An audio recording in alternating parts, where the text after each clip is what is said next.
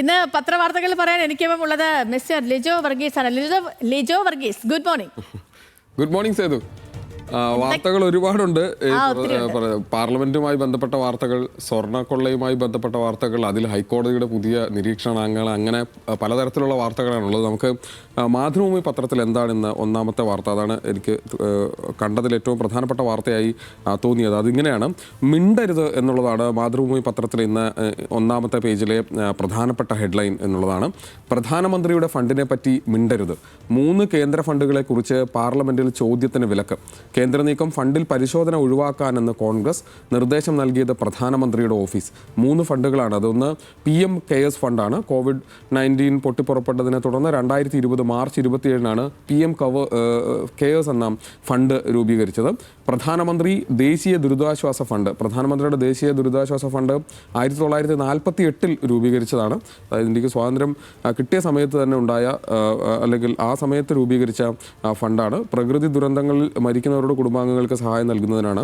അതോടൊപ്പം തന്നെ ദേശീയ പ്രതിരോധ ഫണ്ട്, സൈന്യത്തിലെയും അർദ്ധസൈനിക വിഭാഗങ്ങളിലെയും അംഗങ്ങളെയും അവരുടെ കുടുംബാംഗങ്ങളെയും സഹായിക്കുന്നതിനുള്ള ഫണ്ടാണ്. അങ്ങനെ ഈ 3 ഫണ്ടുകളെക്കുറിച്ച് ചോദ്യങ്ങൾ പാടില്ല എന്നുള്ളതാണ്. ജനങ്ങളിൽ നിന്ന് സ്വരൂപിക്കുന്ന കേന്ദ്ര സർക്കാർ ഫണ്ടുകളിൽ ചോദ്യങ്ങൾ ഉന്നയിക്കാനുള്ള ജനപ്രതിനിധികളുടെ അവകാശത്തിനും അറിയാനുള്ള ജനങ്ങളുടെ അവകാശത്തിനും തടയിടാൻ നീക്കം എന്നുള്ളതാണ് ഈ വാർത്ത ഇന്ന് ഒന്നാമത്തെ പേജിൽ മാതൃഭൂമി ഏറ്റവും പ്രധാനപ്പെട്ട വാർത്തയായി കൊടുത്തിരിക്കുന്നത്.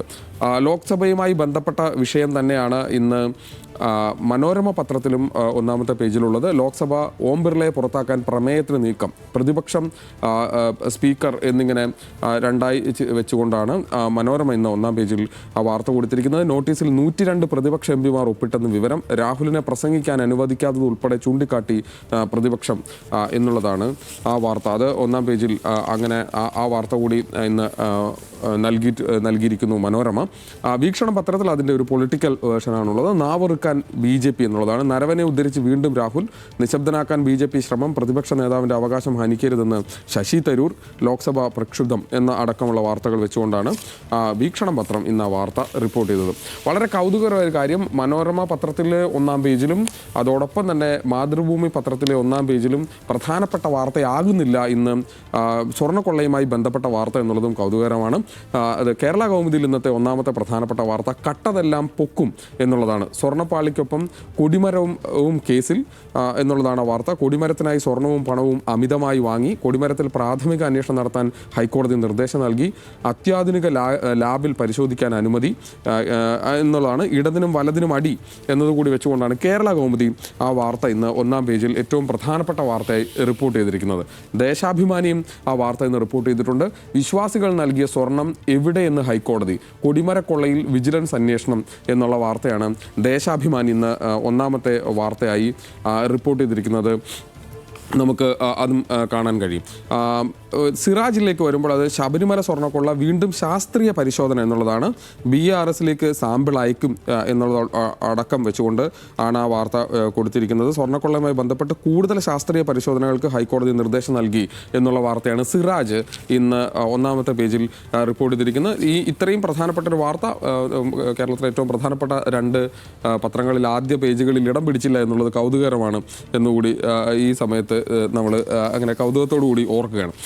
ഏതായാലും മാധ്യമ പത്രത്തിൽ ഇന്ന് മറ്റൊരു വാർത്ത, അതായത് സ്വർണ്ണക്കൊടിമരം ഉൾപ്പെടെയുള്ള വാർത്തകൾ ഉണ്ടെങ്കിൽ പോലും SIRൽ തടസ്സം അനുവദിക്കില്ല എന്നുള്ളൊരു വാർത്ത കൂടി ഇന്ന് ഒന്നാമത്തെ പേജിലുണ്ട്. സംസ്ഥാനങ്ങളോട് സുപ്രീം കോടതി എന്നുള്ളതാണ്. ബംഗാളിൽ ഒരാഴ്ച കൂടി SIRനുള്ള സമയം നീട്ടി എന്നുള്ള കാര്യം. തെരഞ്ഞെടുപ്പ് കമ്മീഷന്റെ വോട്ടർ പട്ടിക പ്രത്യേക പരിഷ്കരണത്തിന് ഒരു തടസ്സവും അനുവദിക്കില്ലെന്ന് സംസ്ഥാനങ്ങളോട് സുപ്രീം കോടതി. പശ്ചിമ ബംഗാളിൽ SIR നീട്ടിക്കൊണ്ടുള്ള തീരുമാനത്തിലാണ് ഹൈക്കോടതിയുടെ ഈ തീരുമാനം ഉണ്ടായിരിക്കുന്നത് എന്നുള്ള കാര്യം കൂടി പറഞ്ഞുകൊണ്ടാണ് ഇന്ന് മാധ്യമ പത്രം റിപ്പോർട്ട് ചെയ്തിരിക്കുന്നത്. ജന്മഭൂമിയിൽ അത് കുറെ കൂടി കൃത്യമായി നടക്കണം എന്നുള്ളതാണ്. SIRൽ ഒരു തടസ്സവും അനുവദിക്കില്ല എന്ന് സുപ്രീം കോടതി. കൃത്യമായി നടക്കണം, മുഴുവൻ സംസ്ഥാനങ്ങൾക്കും താക്കീത് എന്ന ഒരു പൊളിറ്റിക്കൽ മെസ്സേജ് കൂടി ആ തരത്തിൽ കൂടിയാണ് ജന്മഭൂമി ആ വാർത്ത ഇന്ന് SIR വാർത്ത റിപ്പോർട്ട് ചെയ്തിരിക്കുന്നതെന്ന് നമുക്ക് കാണാൻ കഴിയും.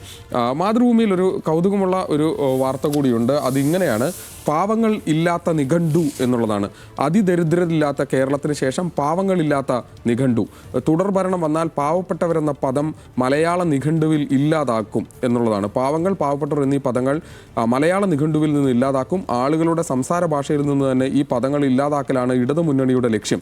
ഇടതുമുന്നണി വീണ്ടും ഭരണത്തിൽ വന്നാൽ പാവങ്ങൾ, പാവപ്പെട്ടവർ എന്നെല്ലാം വിശേഷിപ്പിക്കുന്നവർ ആ നിലയിൽ നിന്ന് ഉയർത്തുക എന്നതാകും ഏറ്റവും അധികം പ്രാധാന്യം നൽകുന്ന വിഷയം എന്നുള്ളത് ഇന്നലെ കോഴിക്കോട് പറഞ്ഞൊരു വാർത്തയെ വളരെ ആ തരത്തിൽ തന്നെ അതിനൊരു ബാനർ എന്ന നിലയിലൊക്കെ കൊടുത്തുകൊണ്ടാണ് ഇന്ന് മാതൃഭൂമി ആ വാർത്ത റിപ്പോർട്ട് ചെയ്തിരിക്കുന്നത്.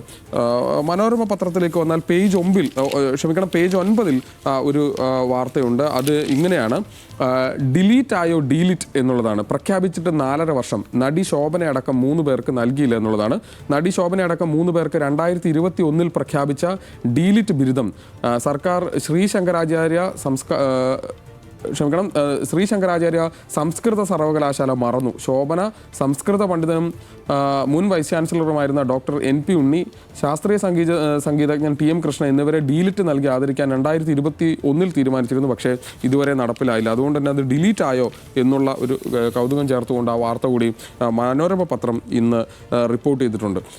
ഇന്ത്യൻ എക്സ്പ്രസിലേക്ക് വരുമ്പോൾ അത് 1-ാം പേജിലൊരു വാർത്തയുള്ളത്: mercury at 38.4 degree Celsius, Mattannur hottest in the country on February 7 എന്നുള്ളതാണ്. ഇന്നലത്തെ കേരളത്തിലെ കാലാവസ്ഥ അത് അതിഭീകരമായ ചൂടിലേക്ക് പോയിരുന്നു. മട്ടന്നൂരിൽ 38 അതായത് ഏതാണ്ട് 38.5 ഡിഗ്രി സെൽഷ്യസ് ആയിരുന്നു ഇന്നലെ ചൂട്. കോട്ടയത്ത് 35, പുനലൂർ 34, കോഴിക്കോട് 34, കൊച്ചി 34. അതായത് രാത്രി കാലങ്ങളിൽ തണുപ്പുണ്ടെങ്കിലും ഫെബ്രുവരി മാസം തന്നെ 38 ഡിഗ്രിയിലേക്ക് ചൂട് കൂടുന്ന ഒരു സാഹചര്യത്തിലേക്ക് കാര്യങ്ങൾ എത്തിയിരിക്കുന്നു.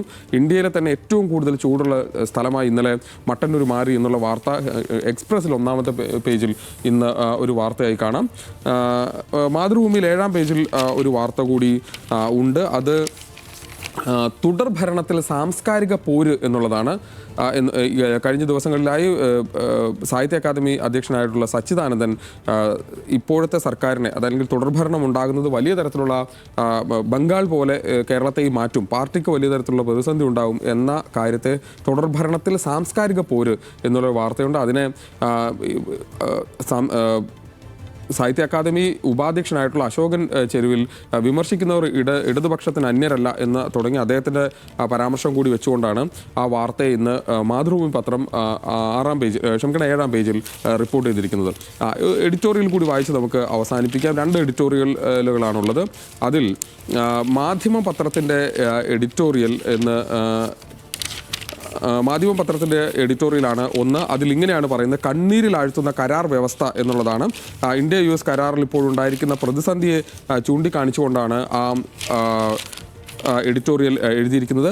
ഇന്ത്യൻ കയറ്റുമതിക്ക് തീരുവ വർദ്ധിക്കുകയും അമേരിക്കൻ ഇറക്കുമതിക്ക് തീരുവ ഇല്ലാതെ വരികയും ചെയ്യുന്ന കരാർ വ്യവസ്ഥയിൽ നിലവിൽ പിന്നോട്ടടിച്ചുകൊണ്ടിരിക്കുന്ന കാർഷിക വ്യവസായ മേഖലകൾക്ക് കനത്ത ആഘാതമാകും എന്ന് പറഞ്ഞുകൊണ്ടാണ് മാധ്യമത്തിൽ ആ എഡിറ്റോറിയലുള്ളത്. അതേ വിഷയത്തിൽ മറ്റൊരു പത്രം കൂടി ഇന്ന് എഡിറ്റോറിയൽ എഴുതിയിട്ടുണ്ട്. അത് കേരള കൗമുദിയാണ്.